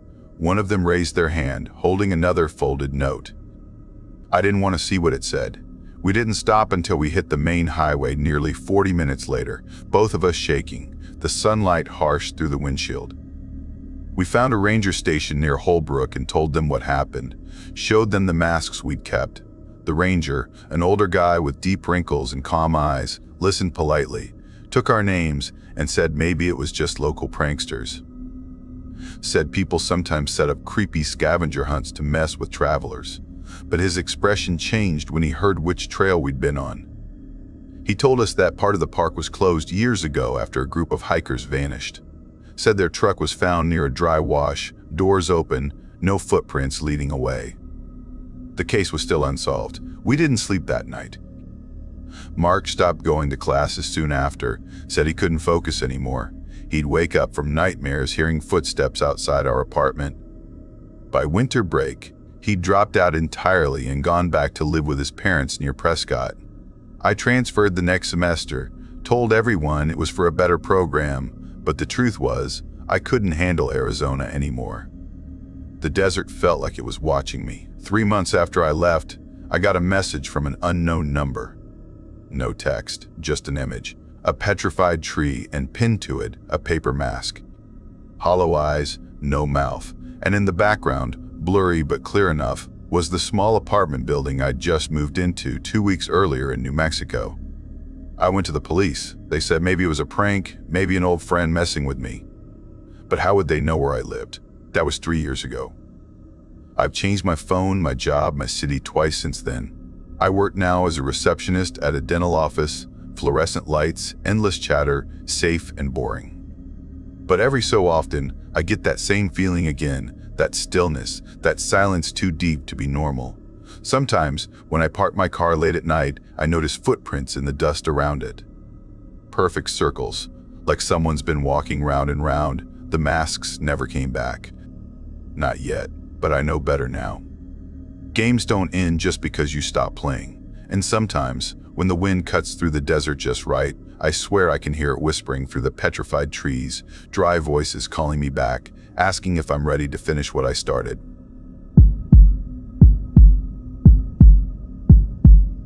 I had always thought silence was safe. That the quieter the world got, the further I was from danger. I learned how wrong I was the night the desert started whispering back. Most people think Arizona in late October is too cold for field work, but that never stopped me. I'm a desert geologist, the kind who still believes rock layers can tell stories older than language itself. After 8 years working for the state university, mapping erosion patterns and cataloging fossilized wood across the Petrified Forest, I had grown addicted to solitude. Some people crave company or noise. I craved the hush of open land stretching past the horizon. That week, the grant committee wanted updated samples before the winter shut down. I figured one last solo trip would close my season right. 2 days out along the Devil's Spine Trail, just me, my pack, and the wind. I'd been there before, but that part of the park has a strange mood to it, especially once the sun drops behind the painted desert. The air feels too still, like the world's holding its breath. I left my truck at the north gate around 7:45 a.m. The ranger station empty except for a notice board warning about temperature drops at night. No mention of anything unusual, though a handwritten note at the bottom caught my eye. It said, "Stay out past marker 9, compasses spin." I laughed. Old park jokes never die. By noon I was miles deep, surrounded by fossilized logs that gleamed like crystal in the sun, colors shifting from red to violet to gray. The whole landscape looked frozen mid-transformation, like fire had swept through and turned life into stone. I stopped to take photos, and when I looked through the lens, I caught something strange in the distance. Dark shapes kneeling beside a cluster of petrified trunks. They weren't moving, and the heat shimmer made them blur, but for a second it looked like a small group of people praying. I blinked, lowered the camera, and the shapes were gone. Probably shadows from the broken logs. Still, I made a mental note of it. I set up camp near a dry creek bed, about 6 miles from the trailhead, where the rock walls curved inward and shielded me from wind. The ground was hard as glass, and driving tent stakes felt like hammering into bone. By sunset, the air temperature had dropped nearly 20 degrees, and the desert changed color, reds fading to cold silver under the moon. Dinner was a simple can of beans heated over a camping stove, eaten straight from the tin while the stars came alive overhead. The desert sky has a kind of silence that's not peaceful, it's absolute. You can hear your own heart. You can imagine things breathing just beyond the edge of the firelight. By 9:15 p.m., I'd hung my food bag on a tall juniper branch and crawled into the tent with my journal, recording notes about strata and fossil density. My last entry before sleep read, "Strange outlines near log cluster. Need to verify in daylight." I woke to whispering. At first, I thought it was wind slipping through the tent seams, that soft hiss of sand moving across nylon. But the rhythm wasn't right. It came in waves, like someone breathing words just low enough that I couldn't catch them. My watch read 2:17 a.m. The desert outside was moon bright, and shadows of the petrified logs stretched like fingers across the sand. I held my breath. The whispering stopped. Then came the crunch, slow footsteps moving around the tent. My first thought was a coyote, maybe a stray elk, but these steps were careful, too deliberate. Something dragged lightly against the fabric near my feet, and I froze, my mind firing through every survival lesson I'd ever learned. Stay quiet, don't provoke, wait it out. The sound shifted to the back of the tent, a faint scrape like nails against stone. Then silence again. When I finally found the courage to unzip the flap just enough to peek, the desert looked empty. Only moonlight and frost. But when I swung the flashlight beam across the dry creek, my heart stopped. There were prints in the dust, knees and palms, not footprints, as if someone had crawled in a circle around my tent. I shut the flap and sat there, hands shaking, listening to my own pulse pound in my ears. By dawn, I convinced myself it had to be an animal, maybe an illusion caused by shifting sand. But when I stepped outside, I saw something that made my stomach drop. Right next to my tent pole, pressed deep into the ground, was a perfect handprint, long, narrow fingers with no thumb. I packed faster than I ever had in my life. My compass wouldn't settle. The needle kept spinning wildly even after I walked 100 yards away, the same direction the note at the ranger station had warned about. I decided to cut across the plateau toward the highway, off-trail but shorter. The desert sun climbed high, bleaching everything white, and the landscape turned cruel. Petrified logs lay half-buried like bones. Every direction looked the same. I stopped for a drink and noticed something half-buried in the sand ahead, a glint of metal, an old camera, weathered and half-covered by dust. Curiosity overrode fear. I brushed it off and turned it in my hands. It was an antique Nikon, probably from the 70s, and to my surprise, there was still a memory card inside. I shoved it into my pack, meaning to check it later. Then I saw them again, out near the horizon, maybe 200 yards off, shapes kneeling beside a fallen log. Same as before, still unmoving. I called out, "Hey, you all right?" But the sound died in my throat. Every one of them turned their heads toward me at once. My blood went cold. They weren't people.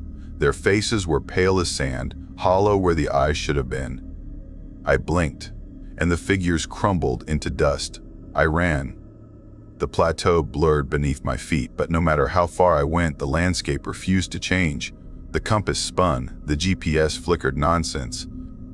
My mind started turning on itself, wondering if dehydration had set in early. By late afternoon, I found what looked like a small stone shelter built into a hill, a leftover from the Civilian Conservation Corps days. The roof half collapsed, but it offered shade. I crawled inside and tried the camera again, this time flipping through the photos. Every image showed petrified trees, close-ups, panoramas, all in daylight. But the last one stopped me cold. It was a man's face, caught mid-scream, eyes wide in terror. The background matched the very same shelter I was sitting in. I dropped the camera like it burned me. Outside, wind rose without warning, carrying a sound I'll never forget, a chorus of voices whispering my name. I bolted from the shelter, stumbling down the ridge until I hit the dried creek again. The sun had already dipped low, the horizon bleeding orange. I could feel eyes watching me from the petrified forest, but every time I turned, there was nothing there. Night came fast.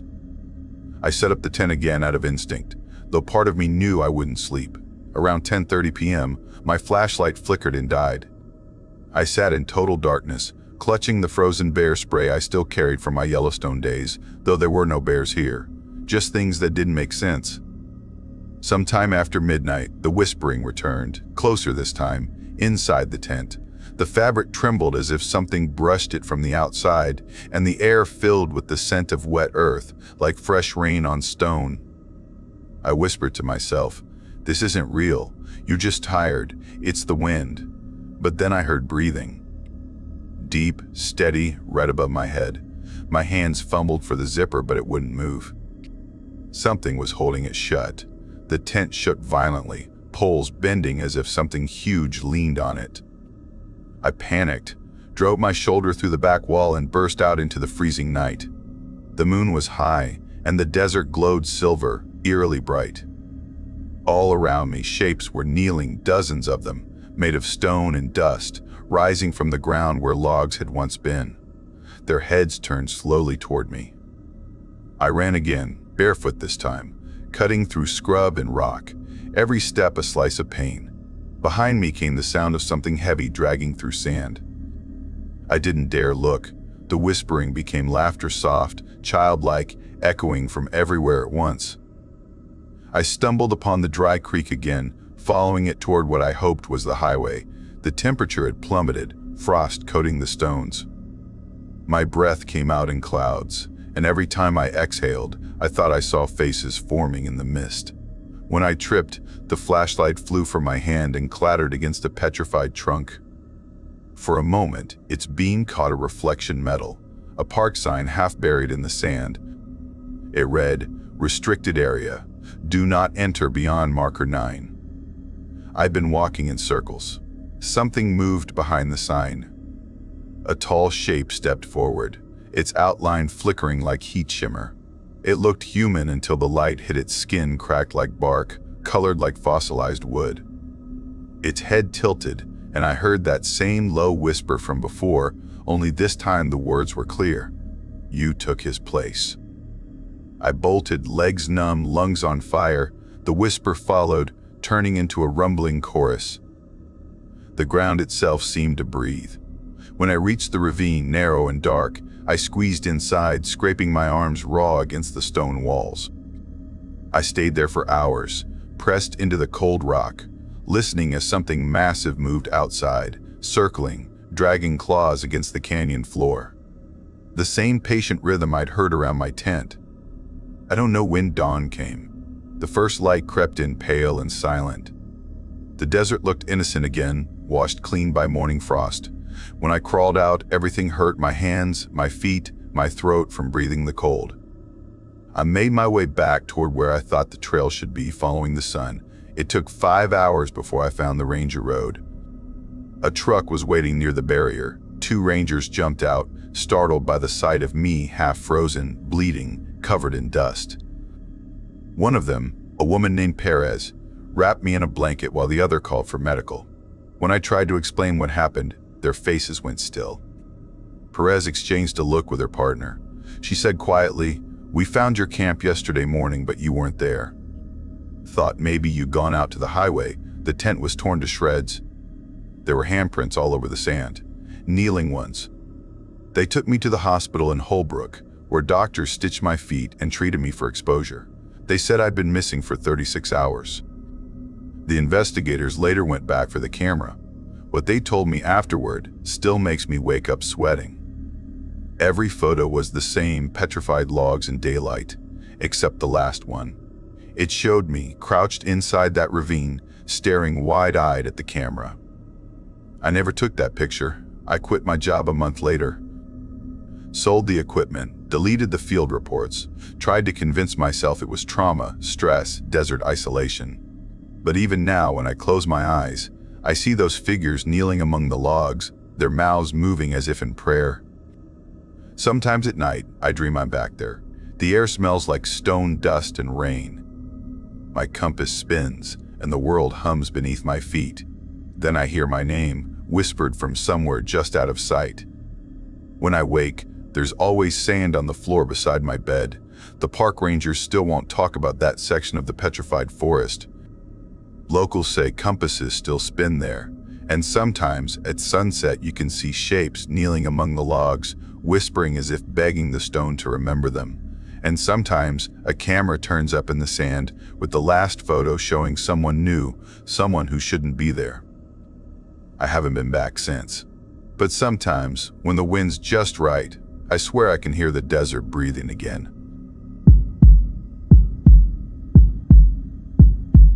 I always believed silence was peace, but in the Petrified Forest, silence is something else entirely. It listens, and sometimes it whispers back. I used to think the desert couldn't scare me. I'd lived around rugged landscapes for most of my adult life. My name is Noah Briggs, and for years I worked as a travel photographer, chasing light across lonely places. I had built a reputation for finding beauty in emptiness, burnt canyons, abandoned highways, forgotten ghost towns.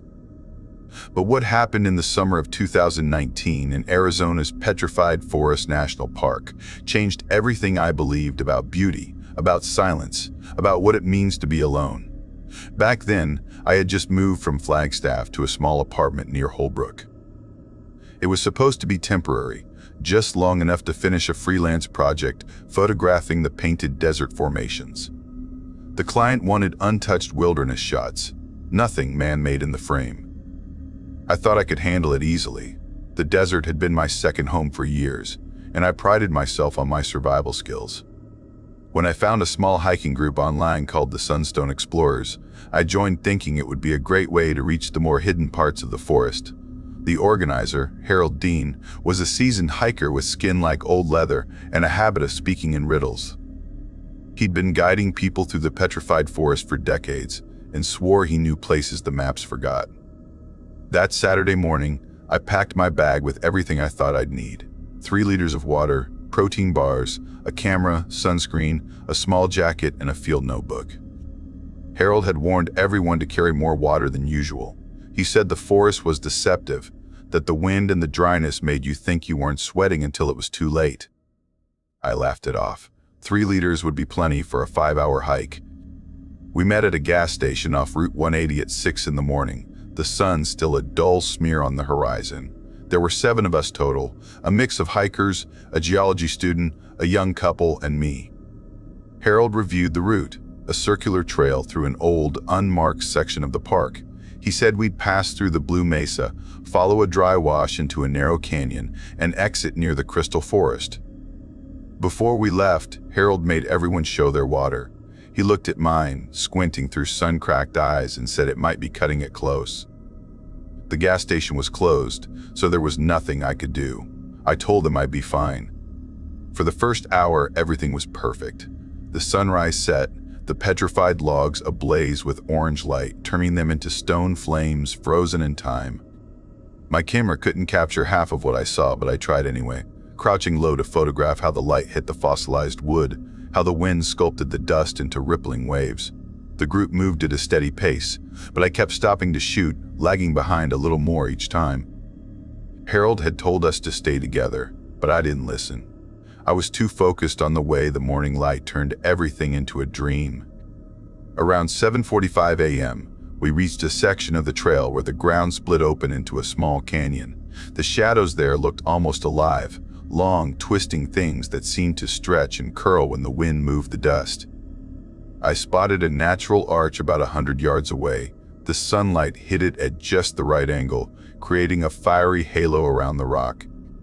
It was the perfect shot.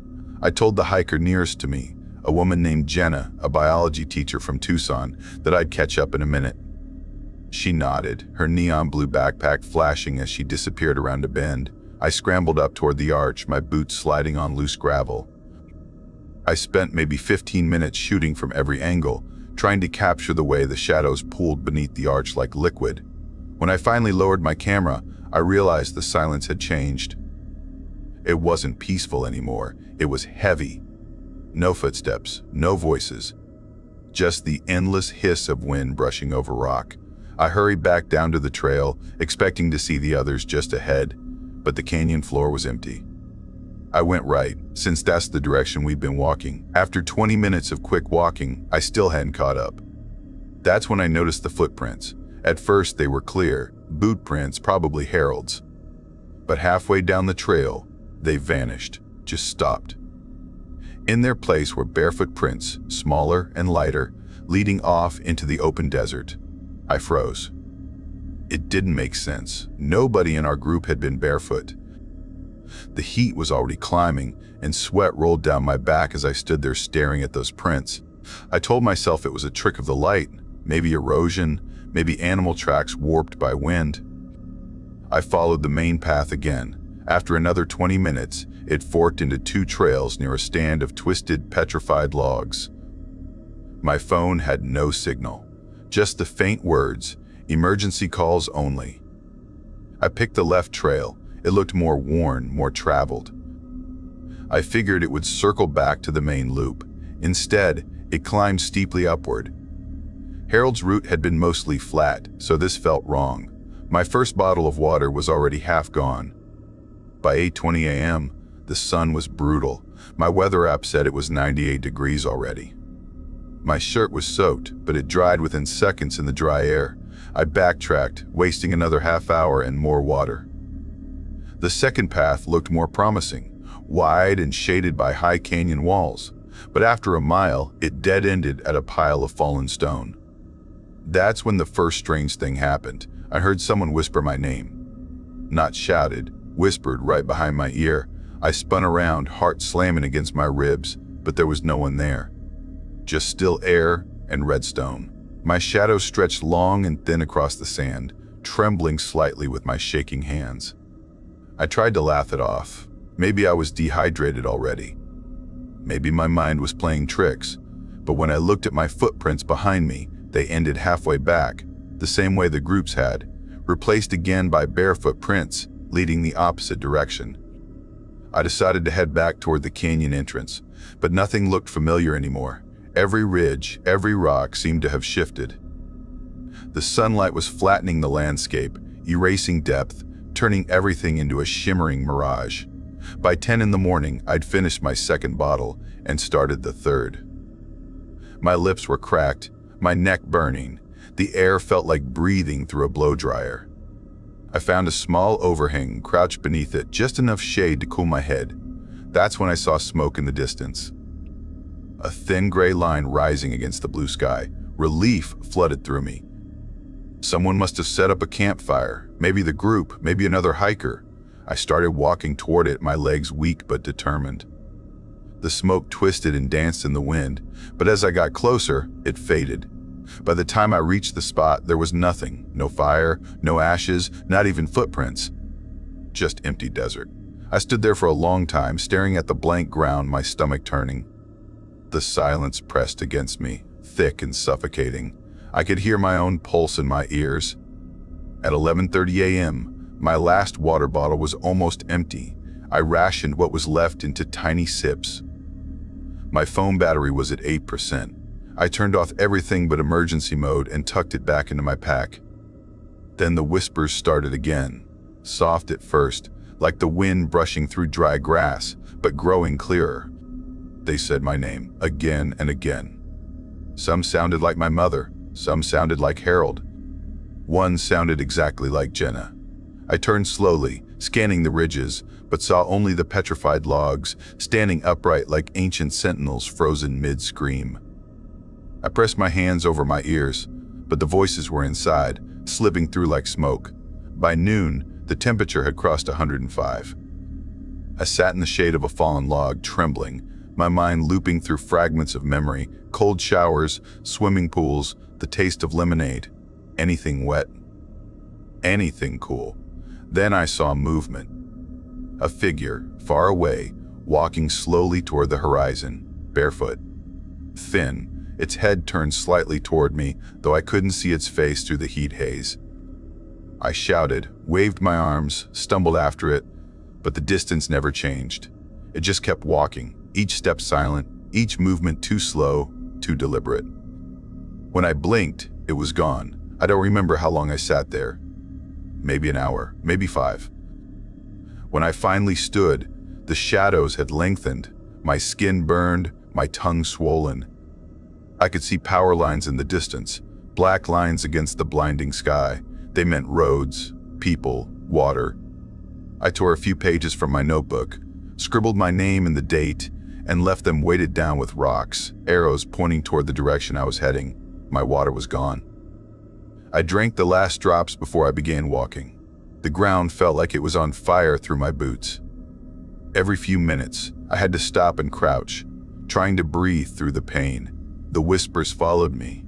Closer now. Sometimes they called my name softly, sometimes they laughed, echoing in the air.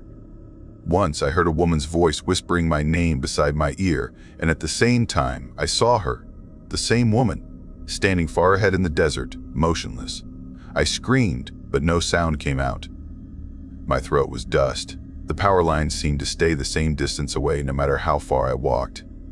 The sun hovered above me, unchanging, as if time itself had stopped. Then came the footprints again. Not mine this time, small, bare, and leading in circles around me. Every direction I turned, they multiplied, forming spirals in the sand. And in the center of one of those spirals, a single camera lens glinted. My lens cap, the one that had fallen from my camera hours ago, now resting miles from where I'd dropped it. That's when I knew I wasn't lost. I was being led. The sun sank lower, painting the petrified forest in shades of blood and gold. My body trembled with every step, but I couldn't stop. The whispers grew louder, now chanting, blending into something like a rhythm, breath and echo, heartbeat and wind. By 7:45 p.m., I reached the power lines. And there, parked on the access road, was a utility truck. The driver, a man named Carlton, saw me stumbling and ran toward me with a water cooler. He said later he almost didn't stop because I looked like a mirage. He poured cold water down my neck, helped me into the truck, and drove me straight to urgent care in Holbrook. I spent 8 hours under cooling blankets. The doctor said another hour in that heat would have killed me.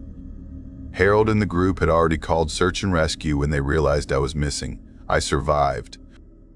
But when I went back weeks later to retrieve my camera, I found it resting under that same natural arch where I'd first stopped to take photos.